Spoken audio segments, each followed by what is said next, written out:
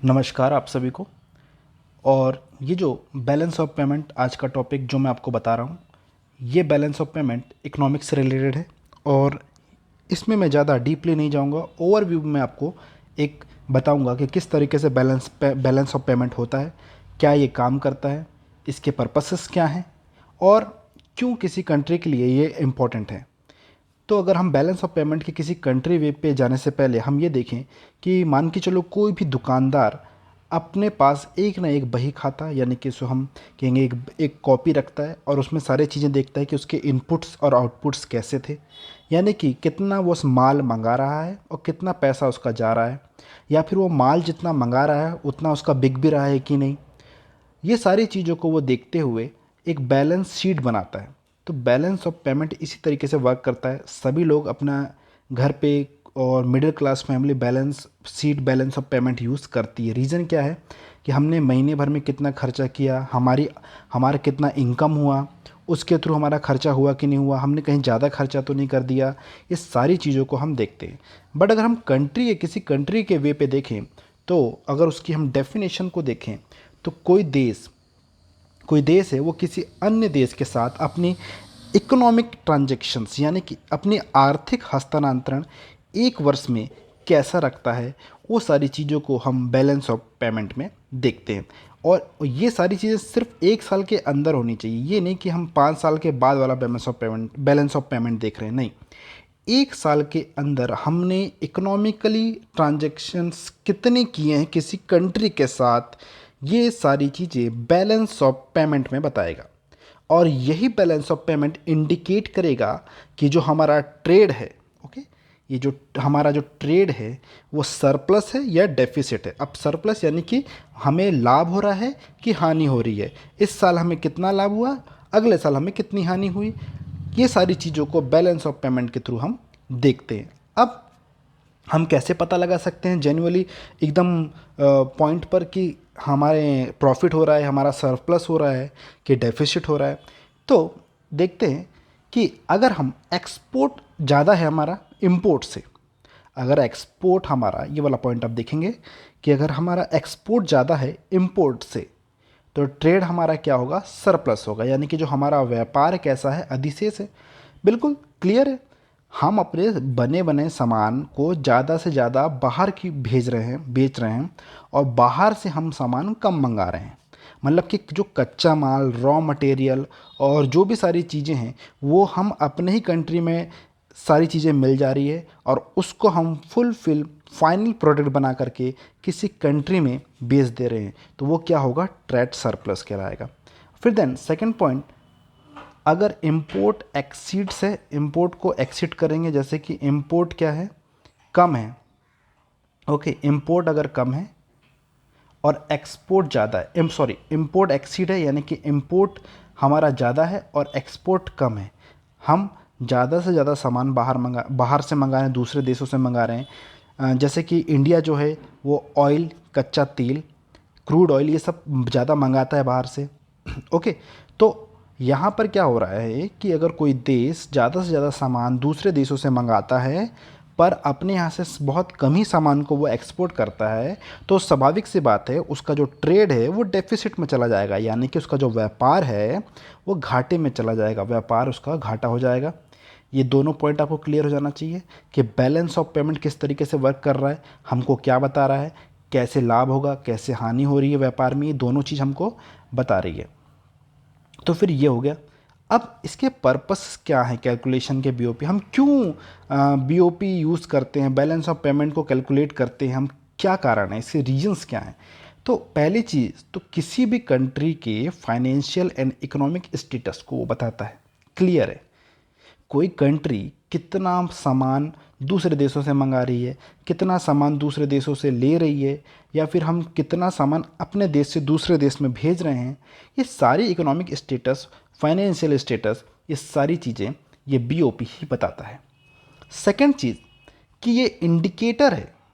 कैसे इंडिकेटर है, कंट्री की करेंसी वैल्यू का इंडिकेटर है, एप्रिसिएटिंग या डिप्रिसिएटिंग। अब करेंसी जो है बैलेंस ऑफ पेमेंट, अब इसको थोड़ा सा डीप जाना पड़ेगा आपको, बस थोड़ा सा आप ओवरव्यू टाइप का लीजिए कि सेकंड वाले पॉइंट पर कि कंट्री जो है क्या करती है, जैसे कि मैंने कोई सामान मंगाया बाहर से और मुझे उस एक सामान के लिए 10 रुपये देने पड़ रहे हैं और मुझे अपना 10 रुपये के बदले 10 सामान दूसरे कंट्री को देने पड़ रहे हैं। मतलब कि मेरे कंट्री की जो करेंसी वैल्यू है बहुत कम है, यानी कि मैं 50 रुपये उसको देता हूँ तो वो मुझे 1 रुपये देता है। मतलब कि मेरा 50 रुपये उस दूसरे देश की 1 रुपये के बराबर है। तो मतलब मेरी करेंसी वैल्यू बहुत कम है। तो ये भी बैलेंस ऑफ पेमेंट को बताता है, यानी कि वो कम पैसे में, दूसरा देश क्या करेगा, कम पैसे में ही ज़्यादा सामान हमसे ले लेगा और हम क्या करेंगे, ज़्यादा पैसे में कम सामान दूसरे देश से लेते हैं। तो ये क्या होगा, करेंसी की वैल्यू को ये बताएगा आपको। ठीक है। फिर दूसरी चीज़, ये हेल्प करता है किसी भी कंट्री को कि वो डिसाइड करता है कि वो फिजिकल और ट्रेड पॉलिसीज़ को कैसे बनाए, यानी कि राजस्व संबंधी नियम कैसे बनाएं, व्यापार संबंधी नियम कैसे बनाएं, कैसे हम इंपोर्ट को एक्सपोर्ट को हम बढ़ावा दे सकें। ये सारी चीज़ों को बैलेंस ऑफ पेमेंट बताता है। ये तो सारी चीज़ें आपको समझ में आ गई होंगी। फिर इसके कंपोनेंट क्या हैं, तो इसके कंपोनेंट ऑफ बीओपी में क्या होता है, बैलेंस ऑफ पेमेंट में दो खाते होते हैं, दो अकाउंट होते हैं। पहला होगा करंट अकाउंट जिसको हम चालू खाता बोलते हैं, और दूसरा होता है आपका कैपिटल अकाउंट जो कि पूंजी खाता हम कहते हैं। तो पहले समझते हैं हम करंट अकाउंट्स को कि आखिर चालू खाता है क्या। तो चालू खाते के अंदर दो खाते होते हैं। पहली चीज़ याद रखना है आपको कि visible and then second is invisible, यानी कि दृश्य खाता और अदृश्य खाता।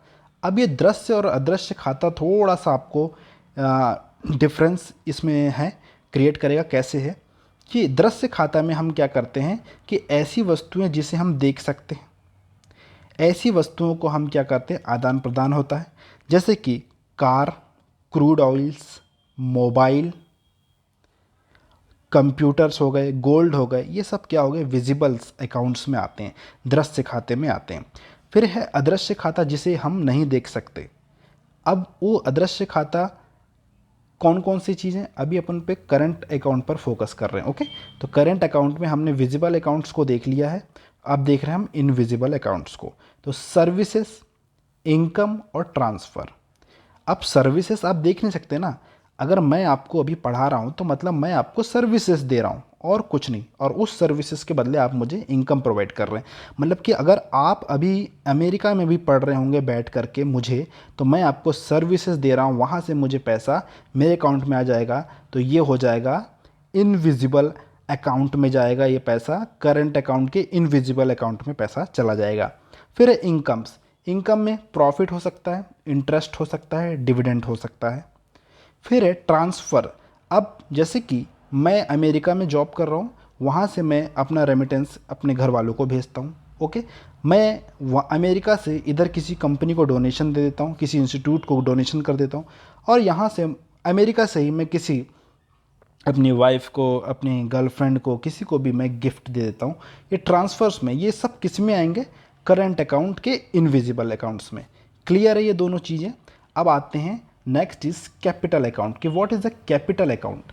तो कैपिटल जो अकाउंट होता है ये क्या करता है, आपके किसी भी अर्थव्यवस्था में जो निजी और सार्वजनिक निवेश, यानी कि एक गवर्नमेंट भी इन्वेस्ट करती है प्लस पब्लिक जो प्राइवेट कंपनीज हैं वो भी इन्वेस्ट करती हैं, ये दोनों का नेट क्रेडिट यानी कि नेट इनफ्लो, ये दोनों का क्या होगा, इसमें जाएगा, कैपिटल अकाउंट में जाएगा। मतलब कि कोई भी अगर इन्वेस्ट कर रहा है, चाहे वो गवर्नमेंट हो दूसरे देश की, चाहे वो प्राइवेट कंपनी हो, वो सब पूंजी खाता यानी कि कैपिटल अकाउंट में इंक्लूड होगा।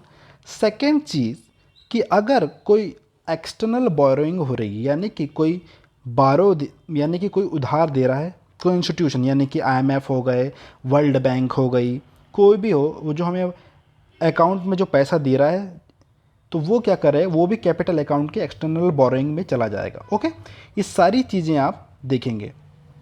तो ये पूरे जितने भी इन्वेस्टमेंट हैं वो कैपिटल अकाउंट में इंक्लूड होंगे। तो आई थिंक आपको कैपिटल एंड करंट अकाउंट में डिफरेंस समझ में आ गया होगा। बस इतना ही काफ़ी है। अब बैलेंस ऑफ पेमेंट को कैलकुलेट कैसे करते हैं, वेरी इजी, ज़्यादा कुछ है नहीं। Current account and capital account indicate overall balance, ठीक है। ये दोनों को हम देखते हैं, ये ओवरऑल बैलेंस है। ये balance of payment net credit in current account and capital account, इन दोनों का नेट जो क्रेडिट आता है करंट अकाउंट और कैपिटल अकाउंट का, यही बैलेंस ऑफ पेमेंट है। इसमें कोई ज़्यादा वो नहीं, बस बैलेंस ऑफ पेमेंट बराबर net credit in current account, capital account and financial account as it is same. Okay, current account and capital account is majorly okay. तो ये बीओपी का पेमेंट्स कैलकुलेटेड कैसे करते हैं, ये सारी चीज़ें आपको इसमें बताया गया है। फिर है BOP crisis. What is a BOP crisis, क्या होता है? जब बीओपी क्राइसिस आती है तो क्या क्या चीज़ें हो सकती हैं, कब आती है, कैसे आती है, उसको देखते हैं। कि जब क्या होगा कि करंट अकाउंट और capital account indicates the overall, okay sorry, अगर कोई कंट्री अट्रैक्ट नहीं कर पाती, कोई कंट्री की इकोनॉमी अट्रैक्ट नहीं कर पाती इन्फ्लोज को, क्या अब इन्फ्लोज को हम अट्रैक्ट कैसे करेंगे? एफडीआई के थ्रू, एफपीआई के थ्रू। आप क्या, कोई भी इन्वेस्ट तभी करेगा जब उसको लगे कि यहाँ की गवर्नमेंट बिजनेस के लिए बहुत ज़्यादा, जैसे ईज़ ऑफ डूइंग बिजनेस, और यहाँ के डेवलपिंग इकोनॉमी है, यहाँ की इकोनॉमी आगे आने वाले टाइम पर फ्यूचर में बहुत ज़्यादा डेवलप होने वाली है। तो ये सारी चीज़ों को वो देखते हैं, तब जाकर के कोई इन्वेस्ट करता है। तो ये अट्रैक्ट करने वाली इकोनॉमी होती हैं, तब जाके क्या होता है, अगर जैसे मान के चलो एफडीआई नहीं आ रहा है, इनफ्लो नहीं जनरेट हो रहा है, तो बीओपी क्राइसिस आना ज़रूरी है। अगर किसी इन्वेस्टर को ये लग जाए कि यहाँ पर क्या होगा, अगर यहाँ पर उसको लग जाए कि यहाँ पे इकोनॉमिक क्राइसिस आने वाली है, या इस कंट्री की बीओपी क्राइसिस है, बैलेंस ऑफ पेमेंट की क्राइसिस है, तो वो अपने पैसे निकालने लगते हैं। और वो पैसे निकालते हैं डॉलर में, और डॉलर की डिमांड बढ़ जाती है, और रुपए की वैल्यू उसी टाइम पूरी गिर जाती है। तो ये है। फिर सेकंड है, क्या करती है फिर, अगर जब बीओपी क्राइसिस आती है तो कोई भी कंट्री क्या करती है, दूसरे इंस्टीट्यूशन से क्या लगती है, मनी को बोरिंग करने लगती है। बेसिकली बीओपी क्राइसिस जब भी आता है तो ये आईएमएफ यानी कि इंटरनेशनल मॉनेटरी फंड ही फंड प्रोवाइड कराता है किसी भी कंट्री को, वर्ल्ड बैंक नहीं, क्योंकि वर्ल्ड बैंक ओनली डेवलपमेंट के लिए फंड प्रोवाइड कराता है। आईएमएफ क्या होता है, जब बीओपी क्राइसिस हो जाती है, करेंसी वैल्यू पूरी गिर जाती है, जैसे कि 1991 में इंडिया पे जब बीओपी क्राइसिस आया था, जब एक ही हफ्ते के लिए जब हमारा इंपोर्ट हम कर सकते थे, तब आईएमएफ ने क्या किया था, हेल्प की थी इंडिया की। ओके, फिर देन एलपीजी आया। तो ये सारी चीज़ें, तो हम फर्स्ट ऑफ ऑल लास्ट में हम ये कह सकते हैं कि BOP crisis also known as currency crisis, absolute currency crisis, क्योंकि इससे क्या होती है, करेंसी की वैल्यू गिरने लगती है किसी भी कंट्री के। तो आई होप आपको बैलेंस ऑफ पेमेंट के ओवरव्यू के बारे में आपको समझ में आ गया होगा। अगर आपको इसमें कोई भी डाउट या फिर मुझसे कोई पॉइंट छूट गया हो तो मुझे ज़रूर बताएं। Thank you.